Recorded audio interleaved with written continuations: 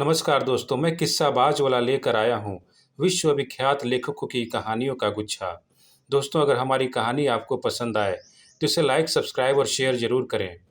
तो आइए बिना देर किए शुरू करते हैं आज की कहानी। कहानी का शीर्षक है पोखरा।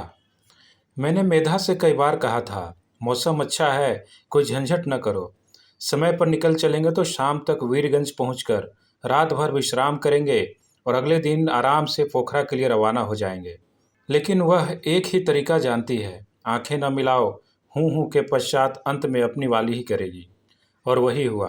मेरी समझ में नहीं आया कि क्या जरूरत थी उसी दिन तड़के ही उठकर उतने कपड़ों और मोटी चादरों की लादी खींच कचार कर सुखाओ और प्रेस करो। फिर नाश्ते में सबको दलिया और पराठे तथा भोजन में खिचड़ी खिलाकर रास्ते के लिए पूड़ियाँ, मोयन डालकर मीठे ठेकुए तथा आलू परवल की मसालेदार लटपट तरकारी बनाने बैठ गए। मोमबत्ती, माचिस की डिबिया, अगरबत्ती, अंजन मंजन, साबुन, कंघी, तेल, कई प्रकार के साफ फटे कपड़े, अखबारी कागजों में सबकी चप्पलें तथा अन्य कटरम सटरम सामान सहेज कर रखने में उसने काफ़ी समय लगा दिया। भारी हुलडाल देखकर मैं तो चिल्लाने ही लगा, क्या तुम हमेशा धर्मशाला में ठहरने की इच्छा लेकर यात्रा करोगी? आज आधुनिक से आधुनिक होटल खुल गए हैं जहां ओढ़ना बिछौना की जरूरत नहीं होती। यही नहीं, समय सीमा के उल्लंघन की काफ़ी देरी के बाद जब महरी वादा के बाद भी नहीं आई तो उसने स्वयं झूठे बर्तन चमाचम साफ करके करीने से सजाए कि लौटने पर यह सब कौन करेगा। और अंत में बच्चों को ठेल ठेल कर बारी बारी से टॉयलेट में घुसाया कि रास्ते में कोई परेशानी पैदा न कर दें। जमाना तेजी से बदल रहा है, ऐसे समय में कोल्हू का बैल बनने की क्या जरूरत है। मैं जो चाहता हूँ कि मेरी पत्नी बच्चे स्मार्ट, चालाक और आधुनिक बने। अपने परिवारजनों को नई नई जगहें घुमाने का ऐसा शौक और किसके पास होगा। काठमांडू तो उन्हें विमान मार्ग से पहले ही ले जा चुका हूँ और इस बार नई कार पर सड़क मार्ग से जाने का कार्यक्रम है। पहले रक्सौल, वीरगंज, फिर पोखरा और अंत में वहाँ से नेपाल की राजधानी। पिछले वर्ष दशहरा की छुट्टियों में ही जाने का प्रोग्राम था, मगर बनारस में मेरे साले साहब अपनी पत्नी और बच्चों के साथ आ गए। उसके बाद गर्मी में बच्चों के स्कूल बंद होने पर यह अवसर मिला। गर्मी जरूर पड़ने लगी है, मगर बच्चे जिद करने लगे। फिर पोखरा और काठमांडू में इतनी गर्मी थोड़ी ही पड़ेगी। काफ़ी विलंब के बावजूद जब हम पटना से रवाना हुए तो वर्तमान भारी जिम्मेदारी की वजह से आंतरिक तनाव के कांटे स्वतः ही नीचे बैठ गए। शहर से बाहर निकलने पर पसीने की वजह से हवा के तेज झोंके सुख देने लगे। बाल बच्चों के साथ जल्दीबाजी वैसे भी ठीक नहीं होती। मैं आराम से धीरे धीरे ड्राइव कर रहा था। बिहार के विभिन्न अंचलों की हरियाली दर्शनीय होती है और उस हरे रंग के अनगिनत शेड्स, पेड़ पौधे, झाड़ी झंखाड़ों, खेतों, जंगलों से झलक रहे थे। और उनके और भी कई रंग घुले मिले थे, जैसे पक्की या पकती फसलों के धूसर पीले या ललौच रंग, आम पर लदे टिकोरे या कुछ अन्य पेड़ों पर देर से आई बैरों के लाल, पीले और हरे अन्य रंग। इसके पहले कभी भी प्रकृति के इन विविध रंगों की ओर ध्यान गया ही न था। मेरा हृदय आनंद से भर गया। मैंने मेधा और दोनों बच्चों की ओर देखा। उनकी आंखें अपूर्व अनुभव के आश्चर्य, खुशी एवं ताजगी से पूरी तरह फैली हुई थीं। मेरा बेटा आगे ही मेरे पास में बैठा है। वह अपनी उम्र के अनुपात से कुछ अधिक ही लंबा है। उसे क्रिकेट, वीडियो गेम्स, फिल्मी नायक, नायिकाओं के पिक्चर कार्ड्स, चॉकलेट और कोल्ड ड्रिंक से अतिशय प्रेम है।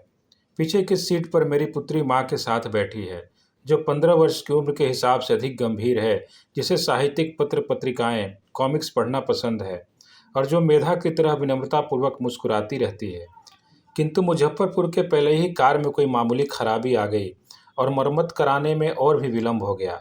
वहां से बाहर निकलने पर पता नहीं कब सारे रंग तेजी से उतरते शाम के गहरे धुंधलके में डूब गए। मैंने कार स्पीड कुछ तेज कर दी।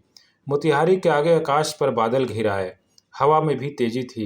कुछ ठंडा सा हाफ स्वेटर निकाल कर सबको दे दिया। रक्सौल हम रात में करीब 9:30 बजे पहुंचे, लेकिन वहां सीमा चुंगी ने कार रोक ली। इस समय किसी वाहन के सीमा के पार वीरगंज जाने की अनुमति न देना आश्चर्यजनक लगा। कुछ गुस्सा भी आया। सवेरे 8 बजे आकर कार ले जाइएगा, यह कहकर उसने एक कागज़ पर कुछ लिखकर मुझे थमा दिया। मैं पहले एक ट्रैवलिंग एजेंसी चला चुका हूँ, जिससे यहाँ से काठमांडू तक अनेक होटल मालिकों से मेरी घनिष्ठता है। वे सब भी मुझे एक कमरा दे देते हैं मुफ्त। स्वागत का बात अलग ही। वीरगंज के होटल में आराम ही आराम था, लेकिन होटल मालिक ने दूसरे दिन एक पहाड़ी ड्राइवर मंगा ली और कहा, पहाड़ पर तुम खुद ड्राइव न करो, इसके लिए अनुभवी ड्राइवर चाहिए। लौटते समय अपनी कार मुझसे ले लेना। पोखरा के लिए प्रस्थान करने के कुछ देर मुझे दवाइयों की अपनी उस पेटी की याद आ गई, जिसमें ज़रूरत की कुछ एलोपैथिक गोलियां, होम्योपैथिक और आयुर्वेदिक दवाइयां थीं, जिनके बीच चाइना बम भी अनिवार्य रूप से रखा रहता है, जो हर तरह के दर्द, फोड़ा, फुंसी, कटे फटे, मामूली हरारत, बुखार तथा अन्य कई अबूझ तकलीफों में रामबाण का काम करता है। पेटी में अपने ड्राइंग रूम में ही रखता और किसी को छूने भी नहीं देता था। कहीं जाना हो तो मैं उसे अपने साथ ही ले जाता, लेकिन इस बार पता नहीं कैसे ले आना भूल गया। अरे, दवाइयों की पेटी साथ में रख ली थी ना। मैंने मेधा को चिड़चिड़ाई दृष्टि से देखा। अरे कहाँ, वो तो मैंने समझा कि आपने रख ली होगी। वह घबराहट में पूरी बात न कह सकी और उसकी आंखों में डर की स्याही फैल गई। दुनिया का हर गैर जरूरी काम तुम्हें याद आ गया और एक बेहद जरूरी चीज का तुम्हारा ध्यान नहीं रहा। तुमसे यही उम्मीद थी। मैंने अपने गुस्से को किसी तरह दबाया। ए नमिता, तुमने भी ख्याल नहीं कराया। मेधा ने मेरी लापरवाही पर कोई टिप्पणी करने की जगह अपनी आरोपित जिम्मेदारी लड़की पर थोपने की कोशिश की। चलते समय तो कोई एक काम की भी मदद आपकी नहीं करता। दवाई की पेटी छूने पर आपकी कई बार नसीहत भी हो चुकी है। आप हर बात के लिए अपने आप को ही जिम्मेदार क्यों समझती हैं? मैं सन्न रह गया। मेरी आंखें स्वतः ही नीचे झुक गईं। नमिता में कई अच्छाइयां हैं, काम भी खूब करती है, विनम्र भी है, मगर वह अन्याय की कोई बात बर्दाश्त नहीं कर पाती और कट्टू सत्य के रूप में जैसे विष ही उगल देती है। मेरा गुस्सा बुझ गया और मेरे होंठ एक समझौतावादी और दब्बू किस्म की घरेलू हंसी से फैल गए। अच्छा छोड़ो, पोखरा में दवाइयाँ ले लेंगे, मैंने कहा। काठमांडू मार्ग पर तो पोखरा नहीं है, बल्कि एक स्थान पर दूसरा मार्ग उससे अलग होकर थोड़ा नीचे की ओर जाता है। वीरगंज से खा पीकर आराम करने के बाद ही हम रवाना हुए थे, इसलिए अपने गंतव्य पर करीब 10 बजे रात में पहुंचे। बाजार बंद हो चुका था, चारों ओर अंधकार, जिसे मेधा और बच्चे डरी डरी दृष्टि से घूर रहे थे, जो अपने अंदर छिपी पर्वत श्रेणियों की गहरी धब्बानुमा रहस्यमयी आकृतियों का आभास दे रहा था। होटल का द्वार चौकीदार ने खोला। वह एक नया नेपाली युवक था। पहले भी इस होटल में 2-3 बार आ चुका हूँ। तब मेरे सभी पर्यटक किसी होटल में भेजे जाते थे। लंबी चौड़ी लॉबी में काउंटर पर बैठा व्यक्ति मुझे जानता था। मुझे देखकर वह अभिवादन करते हुए कुर्सी से उठ खड़ा हुआ। अरे आइए साहब।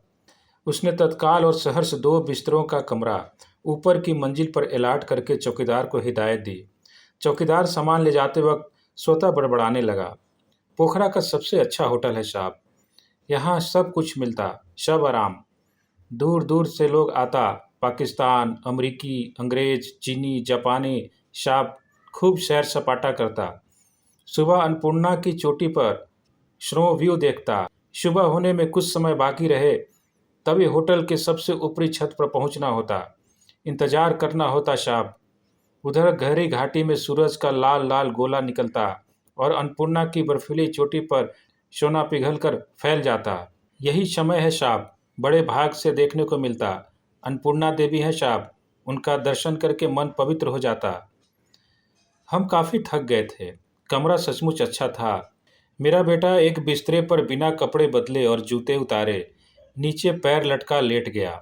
मैं भी पीठ सीधे करने के लिए दूसरे बिस्तर पर उसी तरह लेटा और जल्दी ही खर्राटे लेने लगा। धन्यवाद।